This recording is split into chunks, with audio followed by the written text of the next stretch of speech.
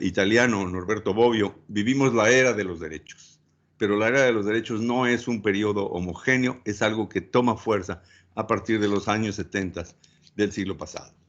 Y dentro del universo de los derechos están los derechos económicos, sociales, culturales y ambientales, que son ese conjunto de derechos que se han ido perfilando, que tienen como finalidad satisfacer las necesidades elementales de todas las personas. Los DESCA son hijos de lo que los historiadores llaman la cuestión social, el reconocimiento de que somos colectividades en donde hay una necesidad de solidaridad social para satisfacer necesidades de todos.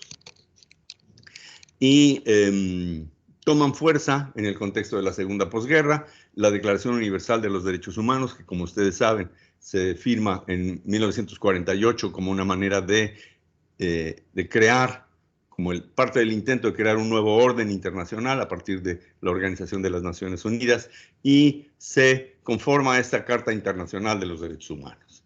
Es decir, el tema de los derechos humanos se vuelve un proyecto de la comunidad internacional y es así como entra ya claramente las necesidades sociales dentro de la agenda de los derechos humanos. En particular, hay que mencionar el Protocolo de San Salvador, que en 1988 sintetizó, sistematizó cuáles eran esos derechos económicos, sociales, culturales y ambientales. Y tienen ustedes aquí un esquema donde de manera rápida podemos visualizar cuáles son esos derechos. Y son básicamente el derecho a un nivel de vida adecuado, el derecho a la alimentación, el derecho a un medio ambiente sano, el derecho al agua y el saneamiento, al trabajo y la seguridad social, a la salud, a la vivienda, a la educación y a la cultura. Esos son los derechos más importantes que han sido recogidos en instrumentos internacionales como derechos humanos. Cada uno de ellos tiene una definición. Voy a, por el tiempo que hemos tenido que recortar, voy a pasar muy rápido algunas de estas láminas. Están los contenidos ahí, por favor. Cualquier duda que tengan sobre esto, a través de Julián o mío, podemos irlas evacuando. Pero tienen ustedes definiciones muy sucintas y lo más claras posibles de lo que son cada uno de esos derechos humanos. ¿Qué pasa con los derechos económicos sociales en México? Bueno, como ustedes saben, México es pionero en el constitucionalismo social. La Constitución derivada, que fue la salida del conflicto armado de la Revolución Mexicana, aprobada en Querétaro en febrero de 1917, tuvo elementos muy importantes de constitucionalismo social, o sea, derechos sociales que estaban básicamente referidos a la reforma agraria, al derecho a la tierra como un derecho colectivo del campesinado y el derecho a la protección laboral por parte de las organizaciones sindicales que lograron influir en el constituyente de 17. Entonces tenemos una tradición mexicana de constitucionalismo social, donde reconoce que los derechos humanos no son solo protecciones al individuo, sino que también están pensados para la colectividad, y ahí vamos a ver a lo largo de este módulo cómo la legislación mexicana y el propio texto constitucional mexicano se han ido actualizando para incorporar los temas urbanos como parte de la agenda de los derechos económicos y sociales. Entonces tenemos una visión original de la Constitución del 17 con un contenido social, y después ya en la segunda mitad del siglo XX tenemos reformas constitucionales que fueron incorporando derechos que son parte de esta agenda internacional que mencionaba hace un momento, de manera que en el 1983 se incluye el derecho a la salud, el derecho a la vivienda, a fines de los 90 el derecho a un medio ambiente sano, y en el 2000 el derecho a una alimentación nutritiva suficiente de calidad, y en el 2012 el derecho al agua y el saneamiento. Estas son las reformas constitucionales que responden al movimiento internacional de los DESCA y que han ido transformando la Constitución mexicana. De manera que estos derechos son, desde el punto de vista del Estado, son obligaciones de respetarlos, protegerlos y satisfacer esas necesidades. Es decir, estamos hablando de una responsabilidad de los estados de promover el cumplimiento y el ejercicio de esos derechos. ¿Y cómo se hacen valer? Bueno, hay todo el aparato legislativo y administrativo que hoy tiene que ser reorientado hacia el cumplimiento de los derechos. Es decir, estamos hablando de cómo los gobiernos transforman su mentalidad para que el sentido de gobernar tenga que ver con el cumplimiento de esos derechos que son responsabilidades del Estado, ¿no? Entonces tenemos todo un aparato, todo el aparato estatal que tiene que orientarse al cumplimiento de estos derechos, y vamos a pensar al municipio como parte del aparato estatal que también tiene que orientarse para que sus atribuciones sean ejercidas con la mirada de satisfacer los derechos humanos. En sesiones posteriores vamos a entrar con más detalle en las atribuciones municipales, e incluso en la sesión de hoy vamos a adelantar algo a ese respecto. Más adelante en esta sesión, ¿no? Tanto a través de los planes territoriales como a través del conjunto de sus atribuciones, ¿no? Entonces, hay un conjunto de atribuciones municipal que vamos a estudiar, que ustedes conocen muy bien, pero que vamos a sistematizar y que tienen que ser encaminadas al cumplimiento de derechos. Voy a adelantar un poquito para enfatizar que el municipio es un... Perdón, estoy escuchando una voz ahí. Debe haber algún micrófono. Entonces, como parte del aparato estatal, el municipio tiene la responsabilidad de dirigir sus acciones hacia el cumplimiento de los derechos. También tenemos la Agenda 2030, que es un compromiso que se asume en 2015 por parte de la comunidad internacional, en donde México tiene una participación muy importante, que da como resultado este documento que fija una agenda para enfrentar los retos de la comunidad internacional y que es como la renovación de los compromisos de los estados, hacia dónde debe ir su actuación, ¿no? Ustedes saben que, bueno, aquí les estoy hablando justamente desde Nueva York, de una estancia de investigación. Hoy está iniciando la Asamblea General de las Naciones Unidas, y ustedes saben que, bueno, el proyecto de Naciones Unidas es algo que nace en la segunda posguerra y que tiene como propósito que los estados de la comunidad internacional se comprometan mutuamente para dirigirse a ciertas metas. Entonces, estamos hablando de no dejar a nadie atrás por el lado de las personas, estamos hablando de colocar la protección del planeta en el centro de las acciones, estamos hablando de seguir luchando por transformar las economías para generar prosperidad, desde luego de mantener la paz entre la comunidad internacional y en las sociedades internas, y de crear una alianza mundial entre diferentes actores para lograr ese conjunto de metas, ¿no? Y de ahí salen lo que se llaman objetivos de desarrollo sustentable, los ODS, que son mecanismos apropiados que permitan a la población y a sus dirigentes de forma conjunta participar en la búsqueda de consensos sociales y disminuir las brechas.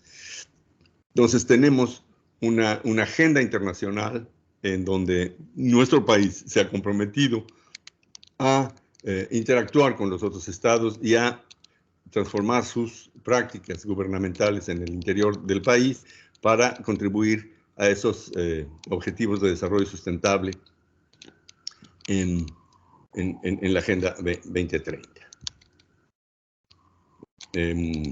Hemos asumido una estrategia nacional para la implementación de la Agenda 2030, y esto solo para decir que México está comprometido como parte de la comunidad internacional a lograr estos objetivos de desarrollo sustentable como parte de su programa de gobierno. Y dentro de esto, uno de los ejes de esta estrategia nacional es mantener un enfoque territorial e implementar a través de los municipios la búsqueda de contribuir a el logro de estos objetivos. Por eso es muy importante que el eslabón de la cadena, en donde todo tiene que convertirse en una visión territorial muy aterrizada, muy precisa de lo que se quiere hacer, es el orden de gobierno municipal.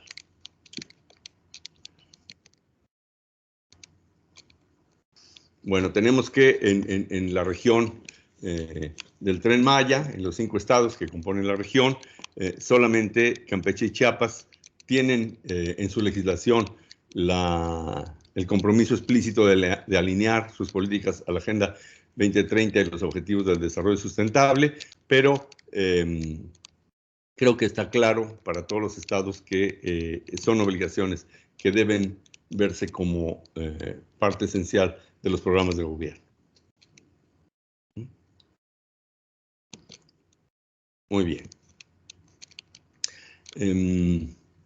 Ahí tienen de manera muy esquemática cómo se vinculan las atribuciones del municipio y los objetivos del desarrollo sustentable.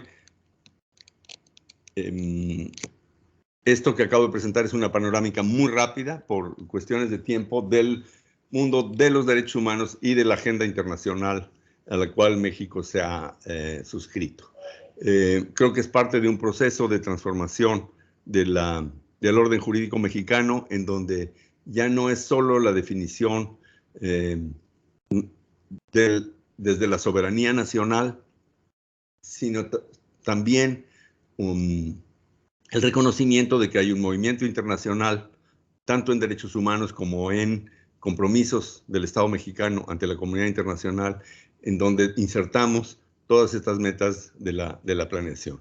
No sé, Lidia, si hay algún comentario o una pregunta en el chat del que crean que valga la pena. De momento, pero los invitamos a realizar sus preguntas por el chat.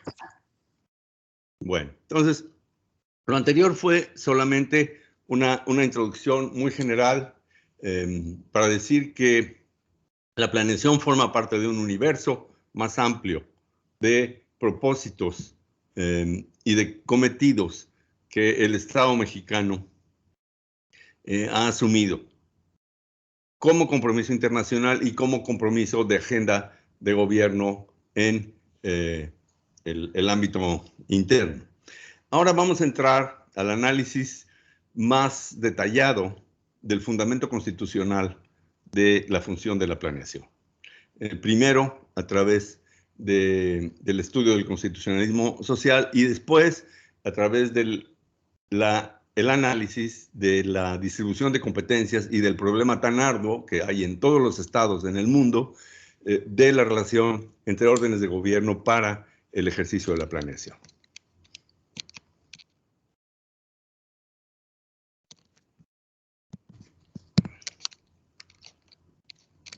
Bueno, el constitucionalismo social, decía hace un rato, nace en México. México es el primer país del mundo que incluye en su constitución política metas y compromisos sociales. Históricamente, el constitucionalismo en el mundo es el movimiento que tiende a organizar jurídicamente los estados. Es algo típico de la era moderna, que en el siglo XVIII va a tomar... ¿Sí? Escuché una voz ahí. ¿Hay alguien que va a hacer uso de la palabra? No, ¿verdad? Entonces les pido que mantengan el micrófono cerrado para que podamos entendernos, pero estamos atentos a todas las dudas que se van a presentar. Decía que el constitucionalismo es un rasgo de los estados modernos, que sobre todo desde la Ilustración nos lleva a que los estados tienen una constitución escrita o no, también hay estados sin una constitución escrita o sistematizada, como Inglaterra, que es un caso muy raro, pero lo que tenemos es un conjunto de reglas que constituyen al Estado. La palabra constitución viene de ahí.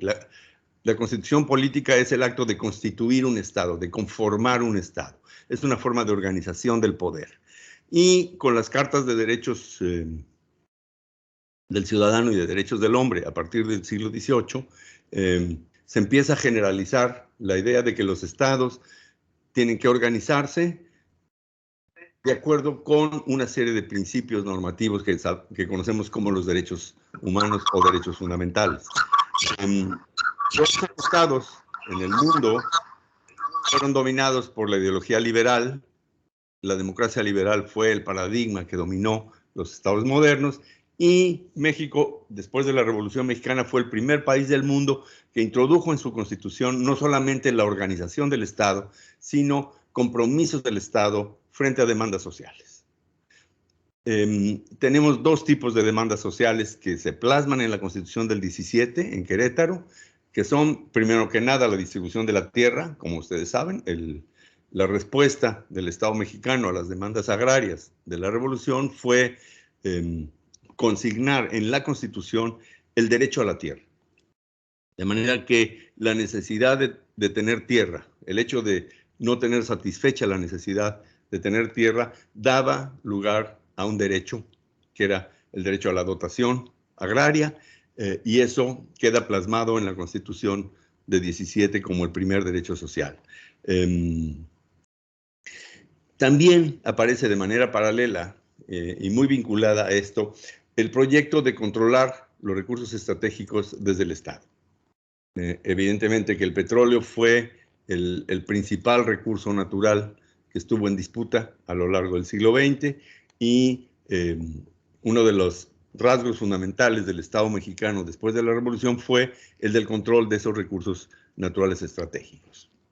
Un tema que no vamos a tomar en este curso, pero que, como ustedes saben, ha sido objeto de polémica y de división política muy evidente. Otro aspecto que tenía la Constitución del 17 era concentrar ese poder estatal en el Ejecutivo Federal. Tuvo que pasar mucho tiempo para que comenzáramos a tener políticas de descentralización que vamos a ver reflejadas en el curso, en el régimen de planeación, pero originalmente tenemos un sistema altamente concentrado en el titular del Poder Ejecutivo Federal.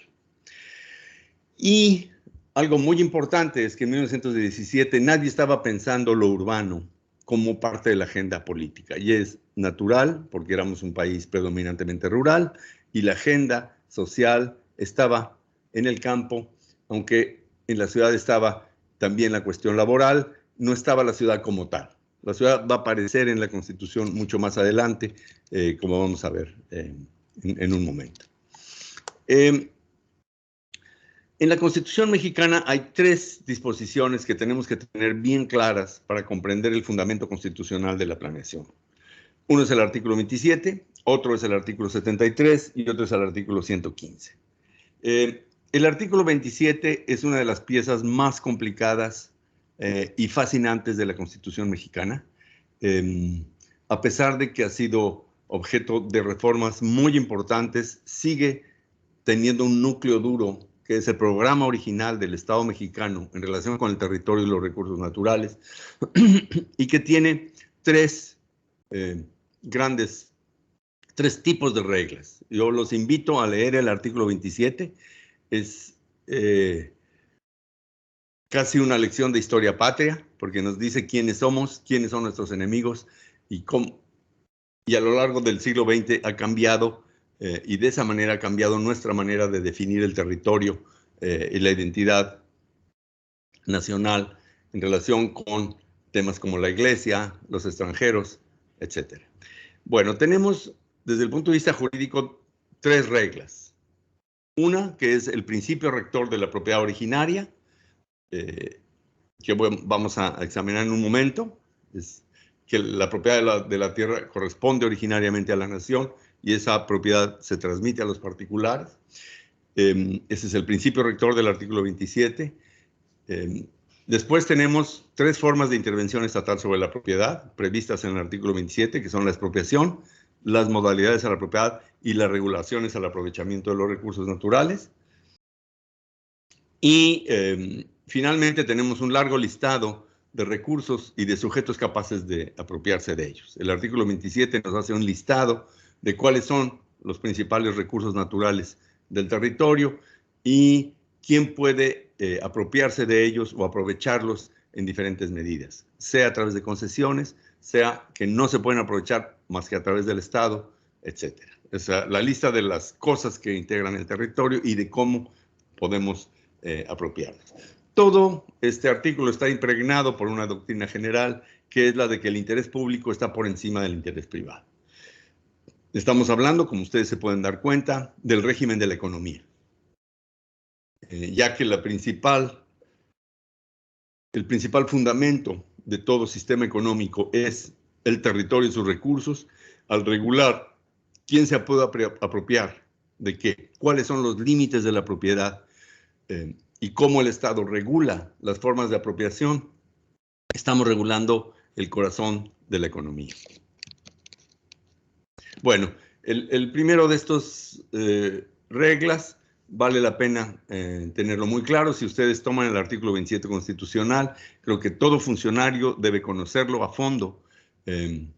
Verá que el primer párrafo dice que la propiedad de las tierras y aguas comprendidas dentro de los límites del territorio nacional corresponde originariamente a la nación, la cual ha tenido y tiene el derecho de transmitir el dominio de ellas a los particulares, constituyendo la propiedad privada.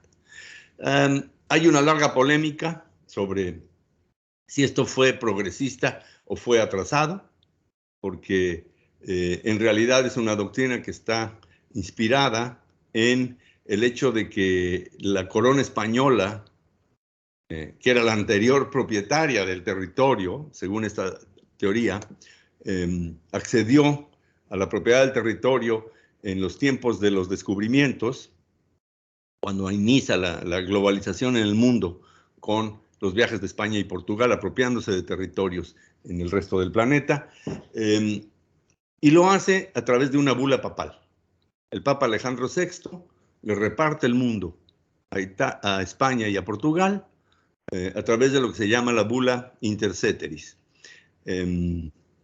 A partir de entonces, de acuerdo con el orden jurídico europeo, España adquiere prácticamente lo que fueron después sus colonias como parte del Imperio Español. Portugal adquiere el resto hacia el oriente.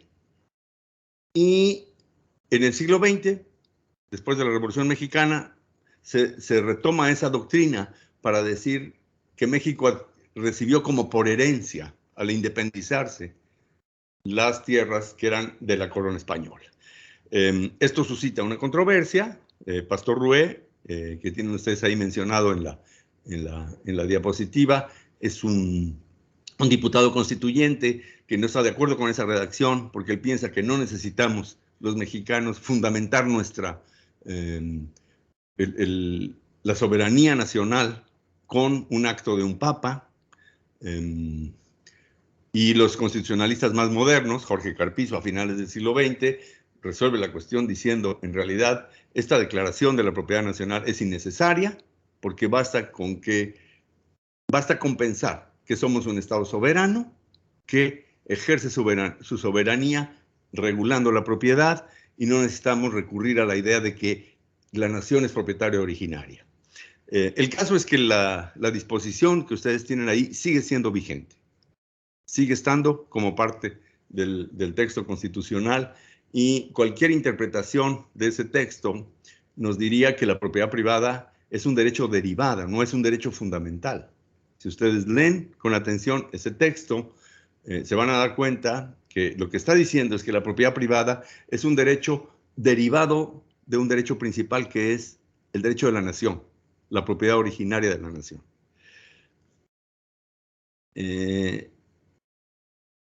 Curiosamente, la Suprema Corte en los últimos años ha definido a la propiedad como un derecho fundamental. Entonces, tenemos un problema.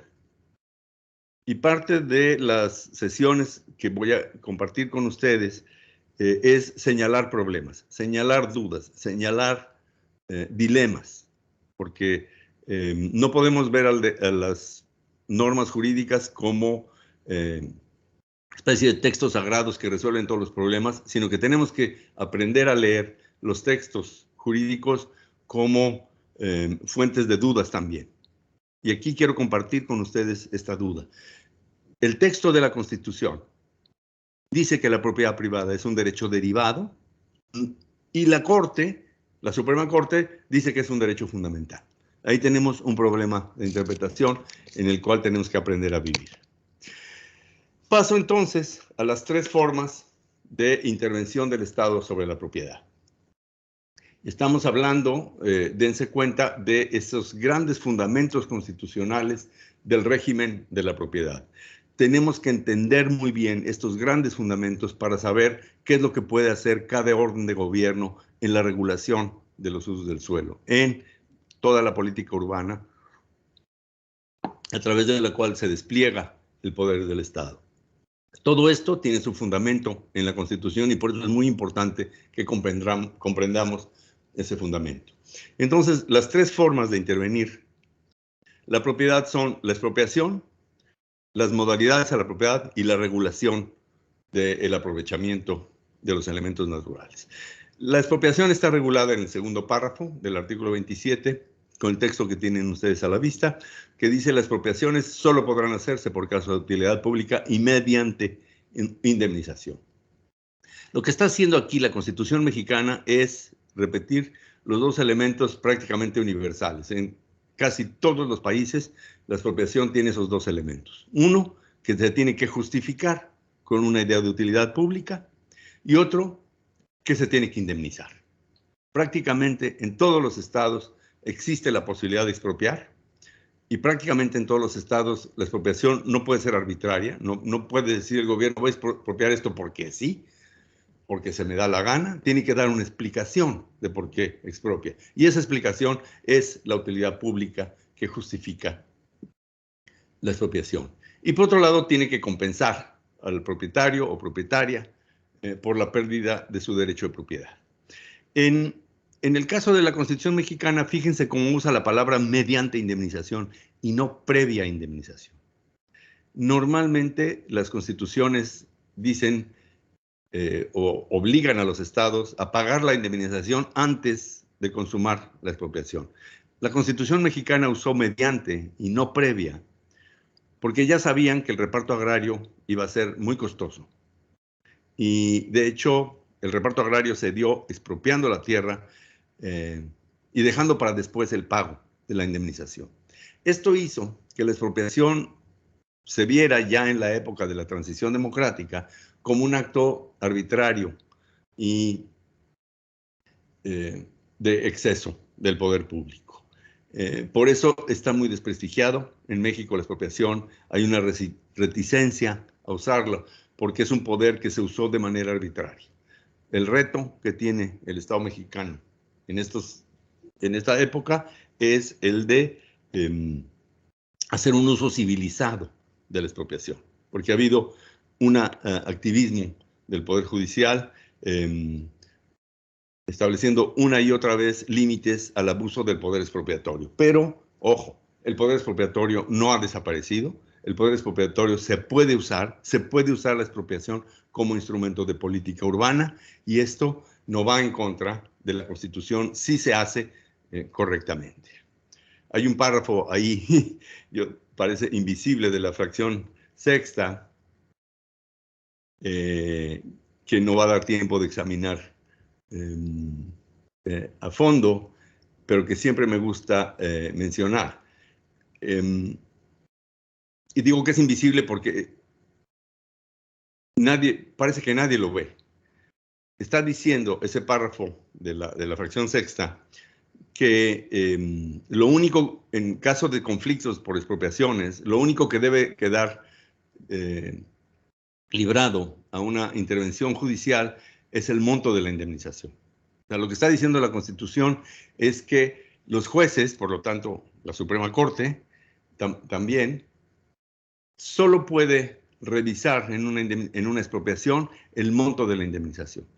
Y esto ocurre en muchos países del mundo, en donde lo que el propietario puede reclamar en una expropiación es solamente el monto de la indemnización.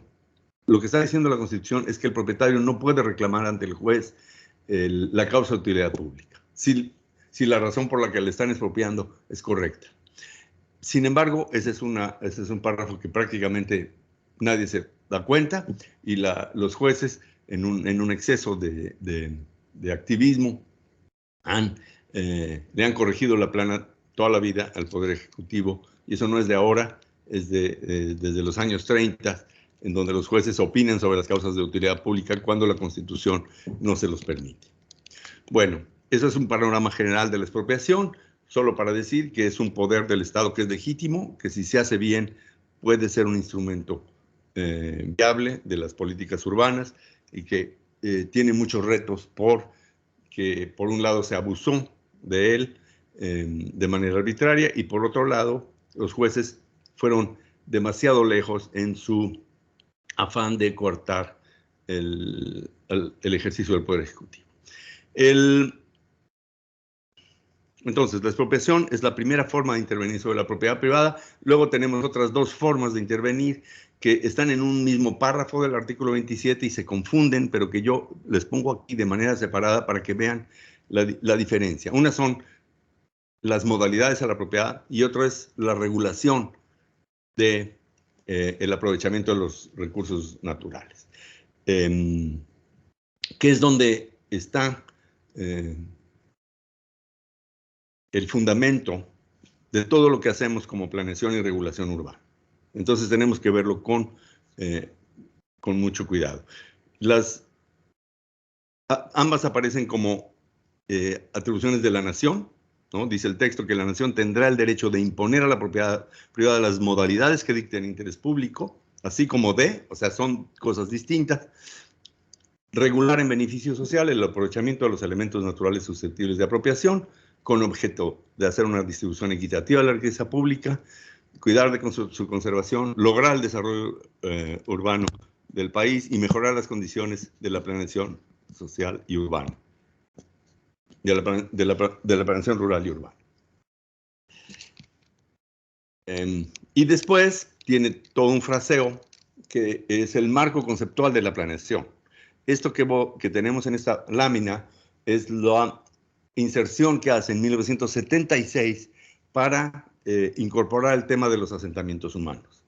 Porque es entonces, después de una cumbre mundial de Naciones Unidas que se da en Vancouver en 1976, que el Estado mexicano se dota de una ley general de asentamientos humanos y se modifica el artículo 27 en estos términos, ¿no? Se dice, en consecuencia de esa atribución de la nación para regular el aprovechamiento de los elementos naturales, se dictarán las medidas necesarias para ordenar los asentamientos humanos y ejecutar obras públicas, y de planear y regular la fundación, conservación, mejoramiento y crecimiento de los centros de población, a efecto de establecer adecuadas provisiones, usos, reservas, destinos de tierras, aguas y bosques. Como ustedes se pueden dar cuenta, es una redacción muy ardua, un poco repetitiva, un poco farragosa, algunos dirían incluso barroca, pero es el fundamento de nuestra actividad de planeación en el artículo 27 constitucional. Creo que una lectura cuidadosa de este texto nos ayuda a entender cómo están ahí elementos conceptuales básicos de lo que se conoce como el campo de los asentamientos humanos, que son 4 procesos territoriales: la fundación, la conservación, el mejoramiento y el crecimiento de los centros de población. Y 4 instrumentos de intervención, que son las provisiones, los usos, las reservas y los destinos de tierras, aguas y bosques. Fíjense cómo en la formulación original de asentamientos humanos en los 70s hay un énfasis en lo urbano, pero también en lo rural. Por un lado, hablamos del crecimiento de los centros de población, entonces estamos hablando del fenómeno urbano, pero también hablamos de tierras, aguas y bosques. O sea, hablamos del asentamiento humano como la relación entre un conglomerado humano y su territorio. Además de esta inserción que es muy importante para nuestro propósito de la planeación, hay otros cambios importantes en el artículo 27 constitucional que se dieron en la era neoliberal y que son, primero que nada, que se terminó el derecho a la tierra, ese derecho a la tierra que había surgido en 1917 como el eje de la reforma agraria, se da por terminado en 1992 y ahí desaparece el derecho de los pueblos, de los campesinos a reclamar tierras. Y después se da esta ampliación temática hacia los asentamientos humanos en el 76 y a el tema del equilibrio ecológico y la protección al ambiente en el 87. O sea, tenemos la ley de asentamientos humanos en el 76, la ley GEPA, ley del equilibrio ecológico y protección al ambiente en el 87, como las leyes que han ido actualizando el texto del artículo 27 constitucional.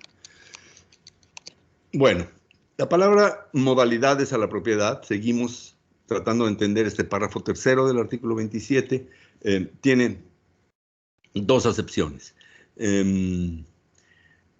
La acepción original de quien redactó el artículo 27 constitucional, que fue don Andrés Molina Enríquez, de entender la palabra modalidad como equivalente de tipos de propiedad. En México habrá diferentes tipos de propiedad, diferentes modalidades. Y esas modalidades, según él las definió, eran la individual y la comunal de los pueblos.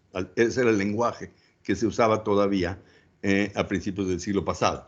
De ahí se deriva la propiedad que hoy llamamos propiedad social, o sea, la de los ejidos y comunidades, que es muy importante, porque aquí hay otra discusión también, reconocer que esa forma de propiedad social es también privada. Social no es lo opuesto a lo privado, social es lo opuesto a lo individual. La forma de propiedad social, ejido y comunidad, es una modalidad de propiedad privada. Y la otra modalidad de la propiedad privada es la de los individuos. Aquí podemos tener una discusión doctrinaria, filosófica, sociológica, si quieren, pero queda ahí el tema para la reflexión de ustedes. Esto a pesar de que la Suprema Corte de Justicia define modalidad como una norma jurídica de carácter general y permanente que modifica la forma jurídica de la propiedad. Así lo define la Suprema Corte desde los años 30, y el énfasis de esa definición está en restricciones generales, ¿no? En el lenguaje de los abogados, modalidades a la propiedad es cualquier tipo de restricción que se establece por instrumentos generales. Ahora, normalmente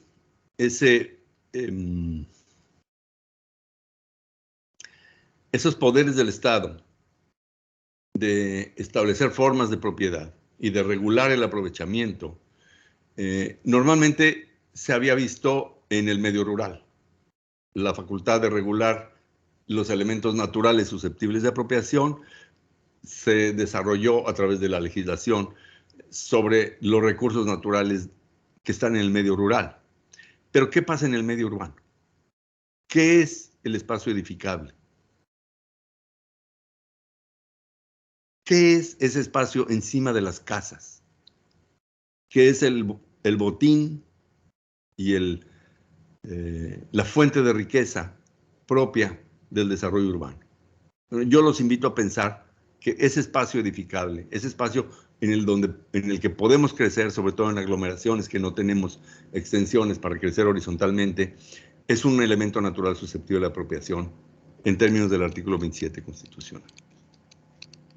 Bueno, vamos a mantener abiertas 3 preguntas para el resto del módulo, que son las preguntas que fueron apareciendo en la práctica jurídica en el siglo XX y que tenemos que llevarnos de tarea. Primero, ¿es la propiedad privada un derecho fundamental? ¿O es un derecho, o no es un derecho fundamental porque el artículo 27 dice que es derivado de la propiedad de la nación? Segundo, ¿a quién compete regular la propiedad? Esto lo vamos a ir viendo porque justo como venimos de un modelo centralista, durante muchas décadas prevaleció la idea de que solo la federación podría regular la propiedad. Esto cambió desde 1976, pero todavía es difícil que se entienda y es un gran problema constitucional. ¿Quién puede regular la propiedad? Al final vamos a ver que el municipio es el que se convierte en el gran regulador de la propiedad gracias a las reformas del Centro Constitucional. Y una pregunta que deriva del tema de los derechos humanos es ¿cómo hacemos compatibles el derecho al medio ambiente y el derecho a la vivienda? Porque en este universo de los derechos humanos, en donde tenemos la pretensión de que se cumplan todos los derechos humanos, a veces en la práctica hay conflictos entre derechos. Y yo creo que ustedes como funcionarios municipales se han enfrentado a casos en donde el acceso de las personas a ciertos predios puede comprometer el derecho a la vivienda, porque esos predios tienen una riqueza ecológica determinada. Y la ocupación de áreas ecológicamente frágiles compromete el derecho al medio ambiente, pero es una forma de satisfacer el derecho a la vivienda.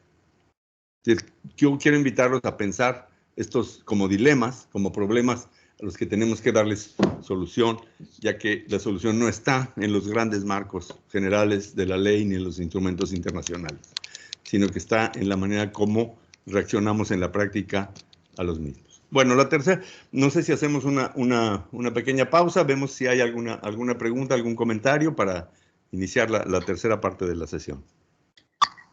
Todavía no, doctor, esperamos la última parte. Bueno, vamos porque ya traemos algo de retraso. Como ustedes pueden ver, en la segunda parte de esta exposición, hablamos de los recursos naturales y de la propiedad. Hablamos de cómo se fue conformando el poder estatal sobre la propiedad. Ahora vamos al tema constitucional más clásico, que es cómo está distribuido el poder del Estado dentro de la Constitución. ¿Cómo insertamos el ordenamiento territorial en la tradición federalista y cómo entendemos en la Constitución mexicana estos dilemas que son dilemas universales? Y tomo de Georg Jelinek, un jurista alemán de fines del siglo XIX, la frase fragmentos de Estado. Porque en el siglo XIX, cuando se están terminando de configurar las teorías modernas sobre el Estado,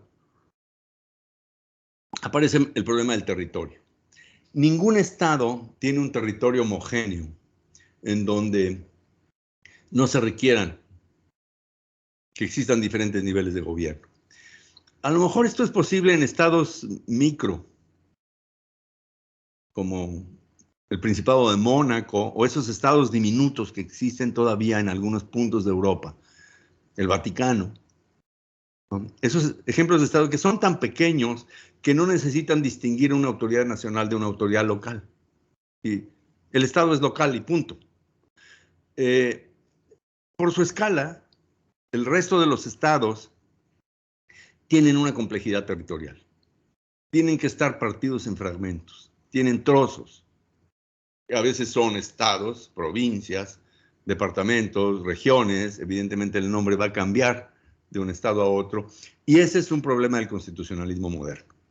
¿Cómo se reparte el poder del Estado en diferentes instancias territoriales, en diferentes escalas territoriales? Y como todos sabemos, hay dos modelos de distribuir el poder, que es el de las constituciones unitarias y el de las constituciones federales.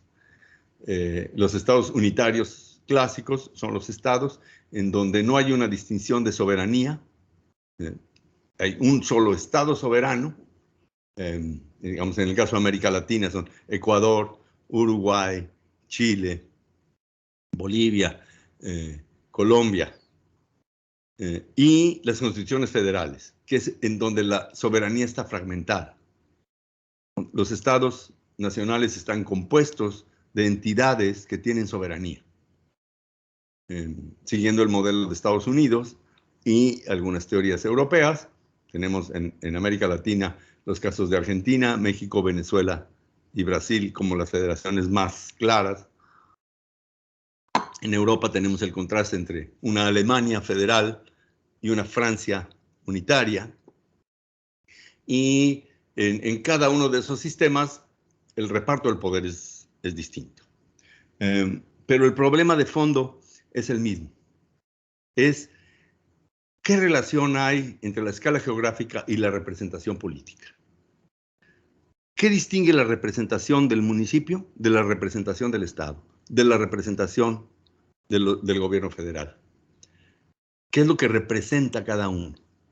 Porque la legitimidad del poder del Estado está en la representación, en la idea de que cada una de estas entidades representa una comunidad geográficamente definida. Ese es el dilema de fondo en los estados, en la geografía de los estados modernos.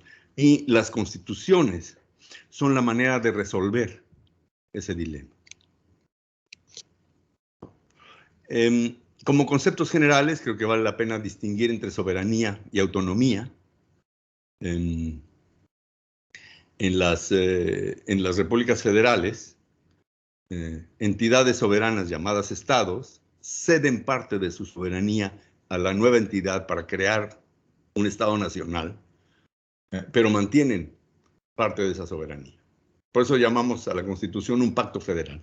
La Constitución es un pacto en donde poderes regionales, en ejercicio de su soberanía, entregan parte de esa soberanía al nuevo poder nacional, pero se reservan una parte de esa soberanía para ellos.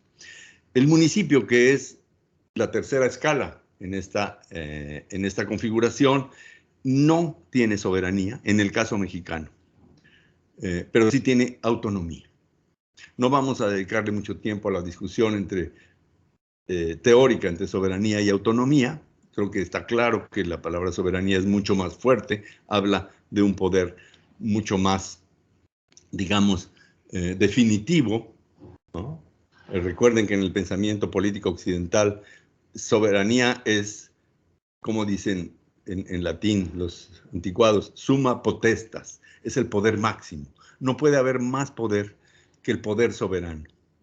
Esto está en la esencia de la formación de los estados modernos y la soberanía todavía es, aunque a muchos les cueste trabajo aceptarlo, todavía es un rasgo de los poderes estatales. La autonomía, en cambio, es una condición que da la Constitución a una instancia territorial en donde se le da un cierto nivel de competencia, pero no se le reconoce soberanía. Y eso es lo que tienen los municipios en México y la Ciudad de México. Recuerden que la Ciudad de México se convirtió en una entidad federativa, ya tiene su propia constitución, pero no tiene soberanía, tiene solamente autonomía. Al final, esta es una disquisición filosófica que puede ser interesante, pero yo creo que hay cosas más importantes a nivel práctico y que hay que entender para ver cuál es el lugar del municipio en el orden constitucional mexicano. Bueno, si hay tiempo para un intercambio, sería muy interesante que ustedes nos contaran cuáles son las diferencias en la formación de municipios en el sureste mexicano, porque evidentemente hay regiones del sureste en donde son muy pocos los municipios. En Quintana Roo ha crecido el número por el crecimiento del desarrollo costero que ha tenido en las últimas décadas. En cambio, Yucatán históricamente tiene muchísimos municipios comparados con el resto de la península, lo cual habla de una estructura socioterritorial más antigua, más compleja, más densa, y seguramente ustedes serán mucho mejor que nosotros para contarnos de dónde sale la división municipal de cada estado, ¿no? Porque es un reflejo territorial de la historia política de los estados y es muy interesante poder conservarlo. Bueno, Doctor, sí. ¿sí podemos leer una intervención? Sí, por favor. El participante Manuel Borges menciona que en la ciudad de Campeche se cambia el trazo del tren.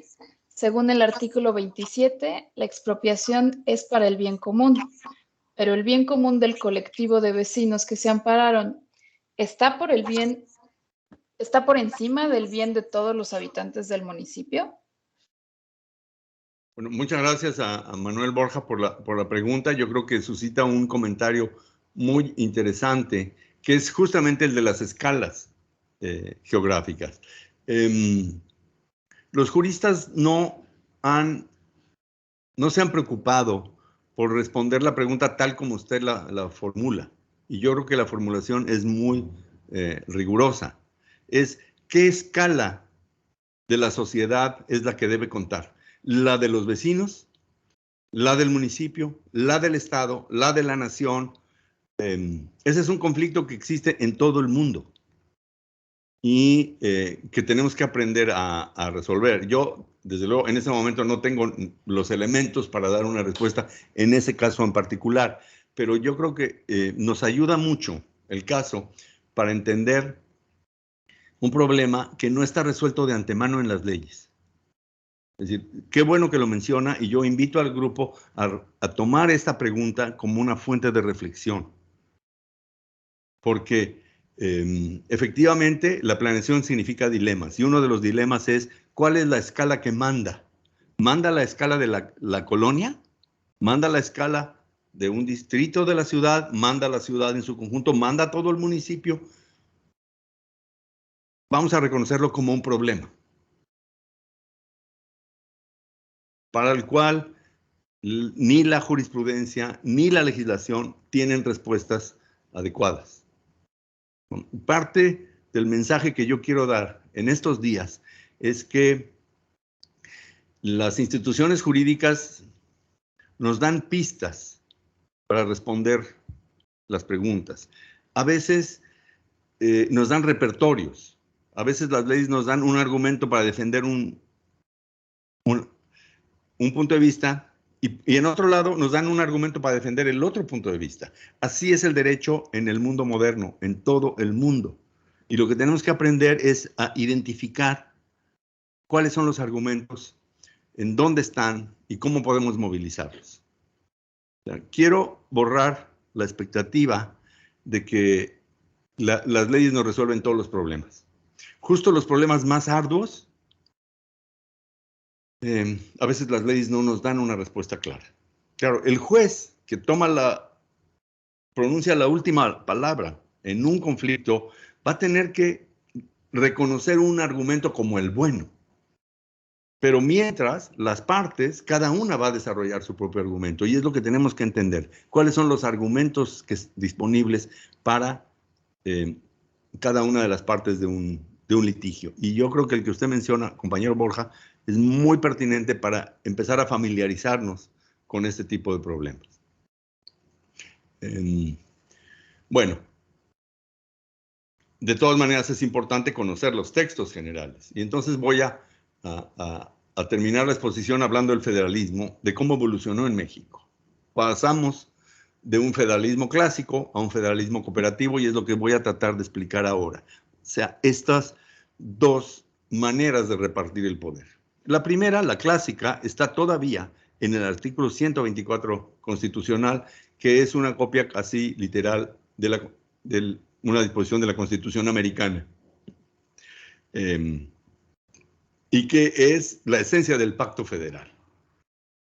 Y dice, las facultades que no están expresamente concedidas por esta Constitución a los funcionarios federales se entienden reservadas a los estados o a la Ciudad de México en los ámbitos de sus respectivas competencias.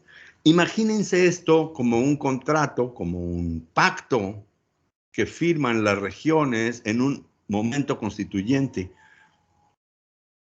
en donde están creando un estado, ¿no?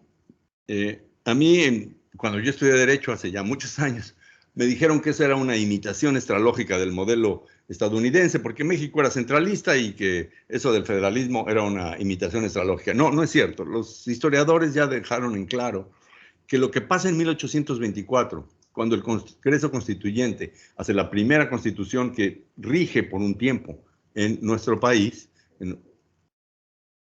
una constitución que efectivamente tiene fuerza real, que organiza el Estado por unos años al menos. En 1824, imagínense lo que está pasando en la Ciudad de México en esa constitución.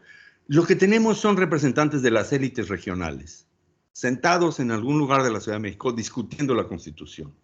Lo que están discutiendo es cuánto poder le van a entregar al nuevo Estado, que es la Federación, a través de ese documento que están firmando. Y entonces aparece esa fórmula. Y dicen estos santos señores, le estamos dando a la Federación solamente lo que está escrito en este papel. Lo que no pongamos en este pacto, nos lo estamos reservando. Ese es el federalismo clásico, que supone que los estados de la República retienen una gran cantidad de ese poder soberano. Solo se dieron una parte y el resto es su soberanía. Vamos a ver más adelante qué pasa en el siglo XX, pero por lo pronto hay que aclarar que debajo de los estados, bueno, están los municipios, que en algunos casos siguen el mapa antiguo de los pueblos de indios y en otros casos hay que inventar la ocupación del territorio y la formación de las élites regionales van creando estos municipios y en el Porfiriato, a finales del siglo XIX, se crean unas jefaturas políticas y instancias regionales dentro de los estados, controladas por los gobernadores, que impedían la libertad municipal. Por eso, en el proyecto de Venustiano Carranza, de 1917, hay una insistencia muy grande en el municipio libre. Y si ustedes ven la Constitución, hay la prohibición de crear poderes intermedios. Es decir, en los estados de la República hay los poderes estatales, gobierno, legislatura, poder judicial, y hay los municipios. Y entre ellos no debe haber ningún poder intermedio. Esta es una prohibición de la Constitución de 17 que viene del abuso que hubo en el Porfiriato de crear jefes políticos que eran como intermediarios del centro en cada uno de los estados. Otra cosa interesante de la Constitución mexicana es que la reforma agraria se separa del régimen municipal. Si se hubiera seguido la tradición de la colonia y de parte del siglo XIX, los municipios hubieran tenido en sus manos la tierra, la reforma agraria. Los municipios hubieran sido los propietarios. Esa era la demanda zapatista. Si ustedes ven el plan de Ayala, era mucho más sobre libertad municipal que sobre propiedad de la tierra. El carrancismo decide que el reparto agrario lo va a hacer el gobierno federal y que la tierra va a quedar en manos de los grupos campesinos, no en manos de los municipios. Esa es una decisión histórica que se toma en 1917 y que es muy importante para entender la fórmula que tenemos. Entonces, en esta diapositiva ustedes tienen desde el artículo 124 como forma genérica de distribución del poder en el Estado hasta una referencia a la reforma agraria, que es la que de alguna manera divide la historia territorial de México y les quita a los municipios la posibilidad de controlar la tierra.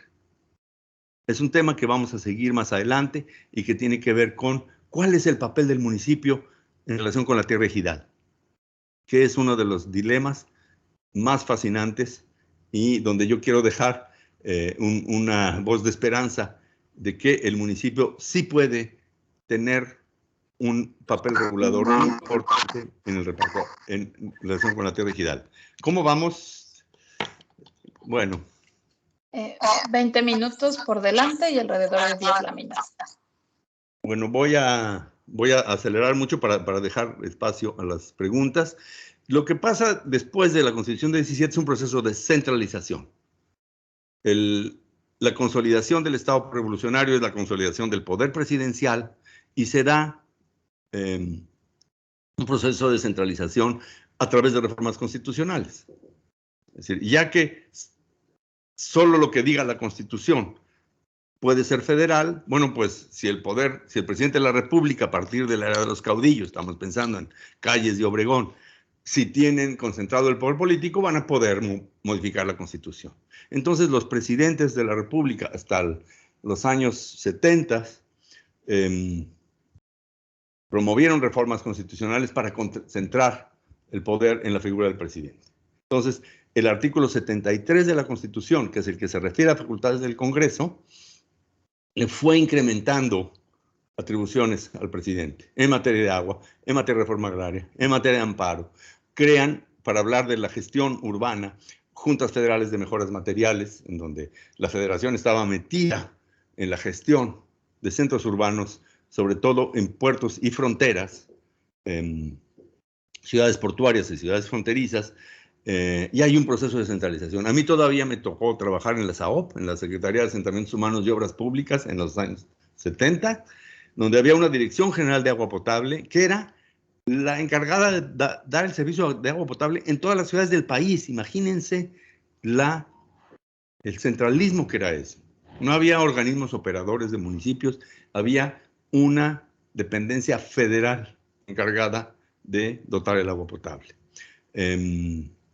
La regularización de la tenencia de la tierra, en fin, hay un proceso de centralización y sigue la ficción constitucional. Hacemos como que solo lo que dice la Constitución es federal. Bueno, pero si rellenamos la Constitución de poderes federales, vamos a tener una Constitución tremendamente centralista. Y la pregunta sobre los límites a la propiedad. ¿Quién puede imponer límites a la propiedad? Hasta los años 70, la Suprema Corte y los juristas pensaban que solo el gobierno federal podía imponer límites a la propiedad. Cuando viene la Ley de Asentamientos Humanos en 1976, y la Ley de Asentamientos Humanos prevé que los municipios puedan expedir sus planes y de esa manera regular la propiedad, se arma un escándalo entre los constitucionalistas. Por fortuna, se resuelve muy rápidamente y todo el mundo reconoce que sería absurdo que el poder de regular la propiedad en los centros de población estuviese centralizado en una Secretaría de Estado. Entonces, estamos hablando de un proceso de descentralización que empieza justo en los años 70 con la reforma de 1976 al artículo 73. Recuerden que ya me habíamos mencionado la reforma al artículo 27 en materia de asentamientos humanos. También se da la reforma al 73, dándole al Congreso la facultad para expedir las leyes que establezcan la concurrencia del gobierno federal, los estados y los municipios en el ámbito de sus respectivas competencias en materia de asentamientos humanos, con el objeto de cumplir los fines previstos en el párrafo tercero del artículo 27 de la Constitución. Bueno, aquí ya cambia el enfoque totalmente porque la Constitución está reconociendo que los tres órdenes de gobierno concurren a la regulación del fenómeno de los asentamientos humanos. Cuando habla de los fines previstos en el párrafo tercero, recuerden, ¿de qué fines estamos hablando? De qué es lo que aspiramos, qué es lo que pretendemos con la regulación de la propiedad. Bueno, les recuerdo lo que dice el párrafo tercero del 27, que habla de la distribución equitativa de la riqueza pública, cuidar de la conservación de la riqueza pública, lograr el desarrollo equilibrado del país, el mejoramiento de las condiciones de vida, etcétera, etcétera. O sea, ustedes creo que ya pueden ver con claridad que los fines de la ordenación urbana están en el artículo 27 desde 1976 y que hay un sistema de competencias concurrentes, de facultades concurrentes en la materia. Entonces, pasamos de una distribución rígida del 124 y residual, es decir, yo le doy a la federación solo el residuo, o sea, me quedo con el residuo de lo que no le di a la federación. Pasamos a un programa de redistribución de facultades que se deja en manos de una ley general. Y nace la distinción entre ley federal y ley general. Una ley federal es la ley que regula las atribuciones exclusivas de la federación. Una ley general es una ley que regula atribuciones concurrentes de los tres órdenes de gobierno, como es la Ley de Asentamientos Humanos.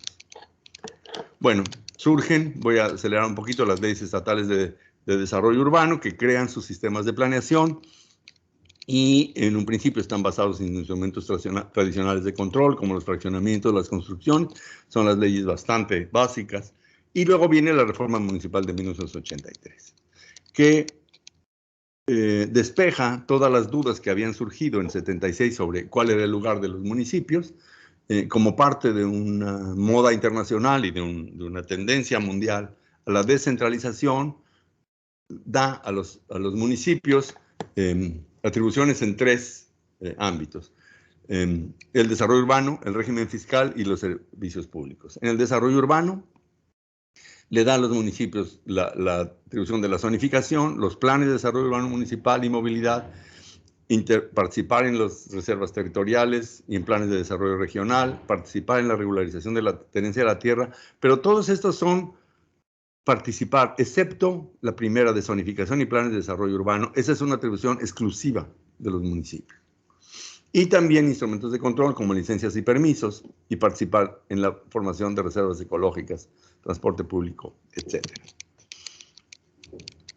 Acá está mal la lámina, se refiere al régimen fiscal, y en el régimen fiscal está el reconocerle al municipio la facultad de recabar esas contribuciones que establezcan sobre la propiedad inmobiliaria, fraccionamiento, división y consolidación, y de manera muy señalada las contribuciones que tengan por base el cambio de valor de los inmuebles. Ahí está la posibilidad de obtener ingresos por la plusvalía que genera el desarrollo urbano.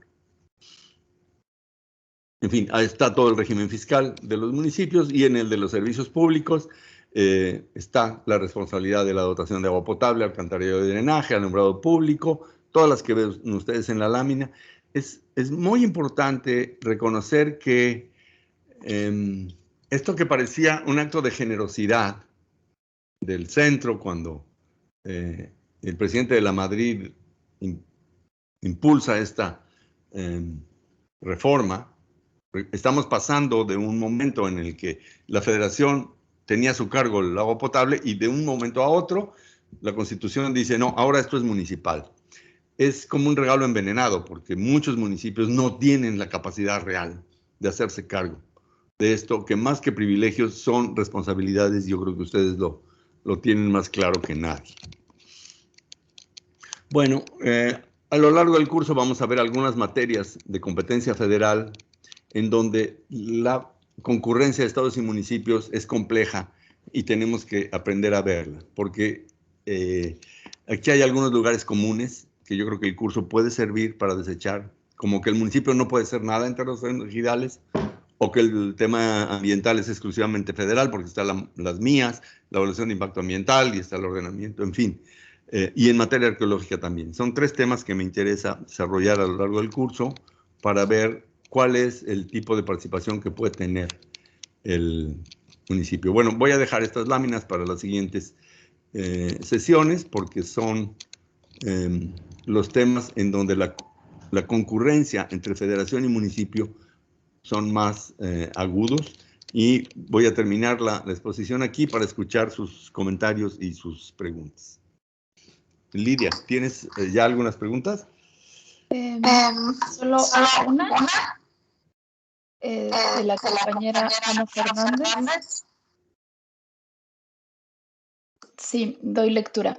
¿Cuál y en qué medida es el papel de la Federación y de los gobiernos estatales en la realización de los planes municipales?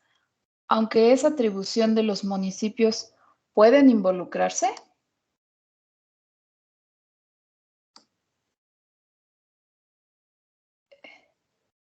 Doctor, favor de activar su micrófono.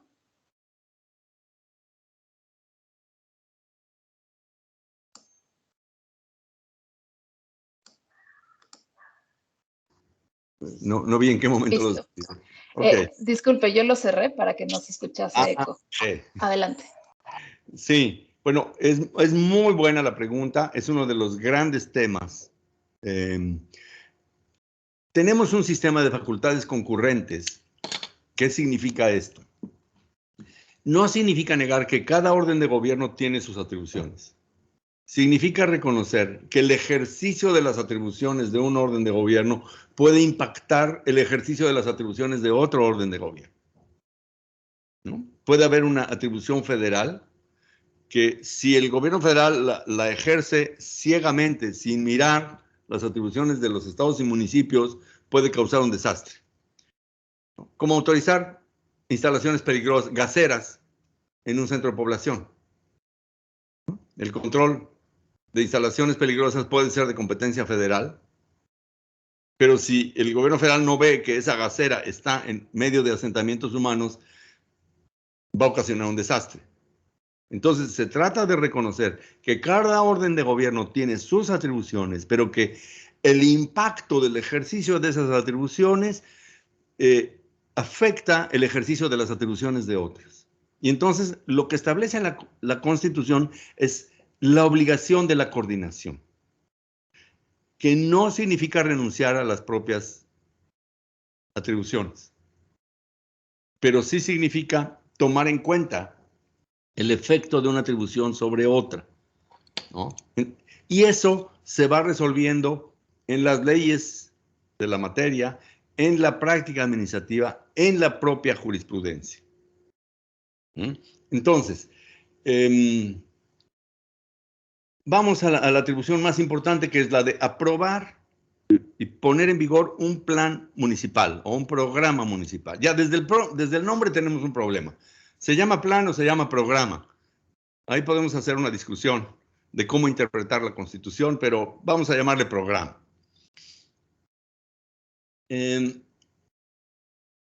La Constitución claramente le da la atribución al municipio. ¿Puede el municipio publicar un programa sin intervención del Estado y de la Federación? Bueno, lo primero que tenemos que preguntarnos es cómo está el tema en la legislación del Estado. ¿Por qué? ¿Por qué tenemos que preguntarnos eso? Porque la misma Constitución General nos lo dice.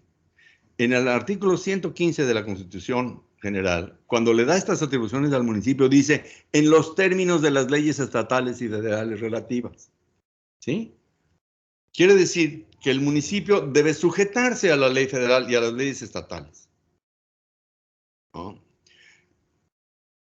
Y las leyes estatales suelen darle algún tipo de participación a los gobiernos de los estados. A lo mejor a través de un dictamen de congruencia. A lo mejor a través del simple proceso de participación ciudadana.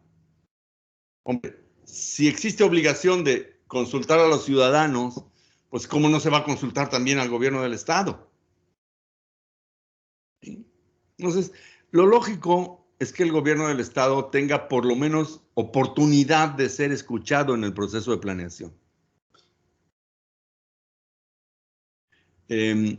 Si la ley del estado le da al gobierno del estado una atribución sin límites para frenar cualquier programa municipal, esa ley estaría violando la Constitución.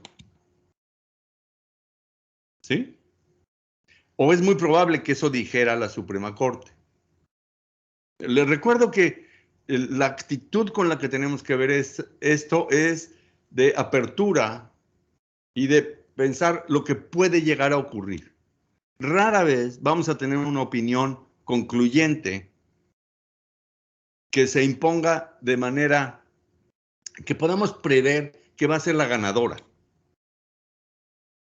La mirada consiste en preguntarnos cómo puede razonar la Corte si se le presenta de esta manera. ¿Sí? Y entonces la fuente de la reflexión es cómo ha pensado la Corte este tipo de dilemas. Por eso en el curso vamos a ver, por ejemplo, la controversia constitucional sobre Tulum. Me imagino que muchos de ustedes saben que en 2008 el gobierno federal planteó una controversia constitucional contra el municipio de Tulum porque expidió un programa de desarrollo urbano municipal que incluía el Parque Nacional de Tulum. O sea, el gobierno municipal estaba regulando los usos del suelo dentro de un parque nacional. Se da una controversia constitucional en donde el gobierno federal le dice a la Corte, el municipio se está metiendo, está organizando la urbanización de un parque nacional, eso no puede ser, eso es competencia federal.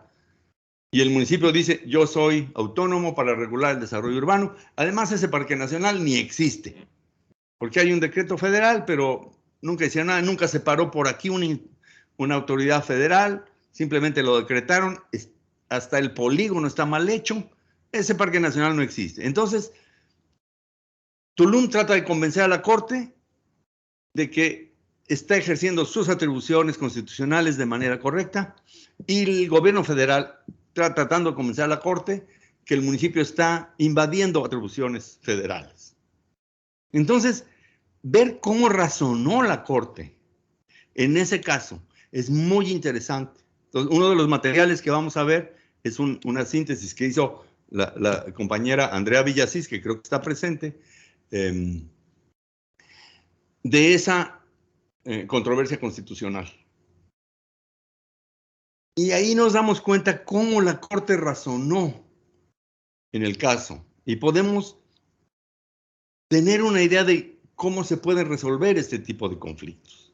Entonces, es lo que yo quiero invitarlos a familiarizarse, con que tenemos unos textos constitucionales que están escritos con la mejor intención del mundo de crear un régimen de competencias.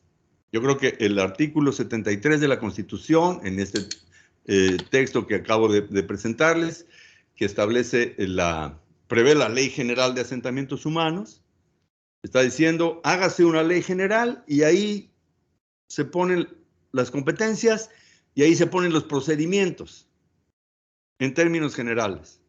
Después, cada estado en su ley reitera esas competencias, las precisa y establece los procedimientos. Y ahí es donde va a estar una primera respuesta a esas preguntas. Resulta que en un estado el gobernador tiene, vamos a decir, tiene mano. Y el municipio no puede aprobar un programa sin que sea previamente aprobado por el gobernador. Bueno, la pregunta ¿es eso constitucional? Para responder esa pregunta, lo que tenemos son los precedentes de la Suprema Corte y que nos dan una idea de cómo va a razonar la Corte. Entonces, lo que quiero decir es, no existe una respuesta universal a estas preguntas. Existe un camino para explorar la posibilidad. Porque lo que domina el campo, y en esto, compañeros y compañeras, creo que está el principal mensaje del curso, es que este campo, como cualquier campo jurídico en cualquier país del mundo, está dominado por la incertidumbre. En Alemania, en Inglaterra, en Estados Unidos, todas estas preguntas siguen siendo abiertas, porque siempre existe la posibilidad de que la Suprema Corte cambie la interpretación. O sea, hoy tenemos una manera de pensar, mañana podemos tener otra. Que lo mejor que podemos hacer es tener actualizado nuestro conocimiento sobre cómo está pensando la Corte. Pero también tenemos que conocer cuáles son esos textos fundamentales a partir de los cuales la Corte va a razonar. Entonces, lo que está dando el curso son estos textos, el 27, el 73, el 115, que tenemos que aprender a leerlos de una manera muy rigurosa y luego conocer la práctica jurisdiccional, ver cómo ha razonado la Corte y hacernos nuestro propio criterio. Seguramente que en algunos estados vamos a llegar a la conclusión de que los gobiernos de los estados están interviniendo indebidamente. Vamos a ver casos en donde hay controversias constitucionales del año pasado, en Quintana Roo, donde la Suprema Corte le dijo al gobierno de Quintana Roo, en esta parte de la ley estás violando la autonomía municipal. Por ejemplo, que un porcentaje de las áreas de donación de los desarrollos se queden como propiedad del gobierno del estado. Ahí la Corte dijo no. Eso es inconstitucional. En cambio, otros aspectos de la intervención del gobierno del estado en el proceso de planeación, ahí la Corte dijo, eso sí es razonable. Entonces, El curso es una invitación a saber leer esos materiales, a estar preparados. No quiere decir que estemos totalmente en ayunas, que no sepamos nada. No, porque ahí están los textos de la Constitución, ahí está la Ley de Asentamientos Humanos, ahí están las historias, ya están las experiencias, y a partir de esas historias y esas experiencias podemos saber. Lo que sí creo que podemos estar conscientes es de que se ganó una batalla muy importante que empezó en 1976, que es la batalla de la autonomía municipal. Si ustedes le preguntaban a un constitucionalista en 1976 sobre la ley de asentamientos humanos, la mayor parte iba a decir, no, esa ley es inconstitucional porque el gobierno federal es el único que puede limitar la propiedad. 1976. Tienes 6 años de dudas en el gobierno del presidente López Portillo, pero ya se empiezan a generar cientos de planes de desarrollo de centros de población. En 1983 se cambia la Constitución, se le dan esas atribuciones al municipio y se despeja gran parte de esas dudas. Luego viene el detalle. ¿Qué tanta autonomía tiene el municipio para esos programas? ¿Puede, así, simplemente modificar su PDU y mandarle al periódico oficial y decir, órale, públicame esta modificación sin preguntarle a nadie? Bueno, obviamente que no, porque está la regla de la participación social y está la regla de la concurrencia. ¿Puede el gobierno federal imponerle a un municipio un plan así, de ahí está tu plan y esto es, reúnete cabildo y apruébalo? Claro que no. Pero qué bueno que haya procesos de coordinación en donde los municipios se puedan beneficiar de un apoyo federal para elaborar sus planes y luego tomar de sus decisiones políticas en forma autónoma, no soberana. Pero no importa si le llamamos autonomía o soberanía. Lo que importa es que ya tenemos una tradición constitucional que le reconoce al municipio un poder, un protagonismo central en estas materias. Y a lo largo del curso vamos a ver que en el camino hay muchas preguntas, hay muchas dudas sin resolver, y esas dudas solo se resuelven en la práctica, como la relación con los ordenamientos ecológicos, como la relación con las autoridades agrarias, en fin, se trata de tener el panorama general completo. Lo agrario, lo ambiental, las zonas arqueológicas, o sea, el patrimonio arqueológico histórico, todos esos suscitan preguntas. Lo que necesitamos es un método y una cultura común para hacernos cargo de esas preguntas. No sé si estoy transmitiendo como la finalidad del curso, porque sería muy deshonesto de mi parte pensar que todas esas preguntas tienen una solución, ¿no? Claro, yo tengo una opinión personal sobre cada tema, pero esa no es más que mi opinión personal. Mi responsabilidad es decirles a ustedes, hay estos argumentos para ese lado y hay estos argumentos para este otro lado. Y ustedes como funcionarios municipales, pues aprenderán a vivir con ese conocimiento y con esa incertidumbre. Muchísimas gracias por el panorama, doctor. Tenemos que ir cerrando. Les recordamos que mañana igualmente los esperamos a las 8 de la mañana, puntuales, para seguir esta conversación. Julián, no sé si hay algún recordatorio final. Gracias, Lidia. Sí, recordarles que revisen las actividades de reforzamiento, en específico de la unidad 4, si la pueden ir revisando con anterioridad. Y también recordarles de la lista de asistencia. Tomamos nota de una compañera que tuvo un tema ahí para registrarse. Ya estamos revisando ese punto. Y bueno, agradecerles a todas y todos su tiempo y su asistencia. Y de nueva cuenta es un honor y un gusto tenerlos aquí con nosotros. Eso es todo. Gracias, Cambio. Muchas gracias. Que tengan un buen día. Bueno, creo que cerramos entonces por respeto al tiempo de todos. Muchas gracias. Nos vemos mañana a esta misma hora. Gracias. Buen día. Gracias. Recuerda detener la grabación, Julián, y listo. Nos vemos mañana.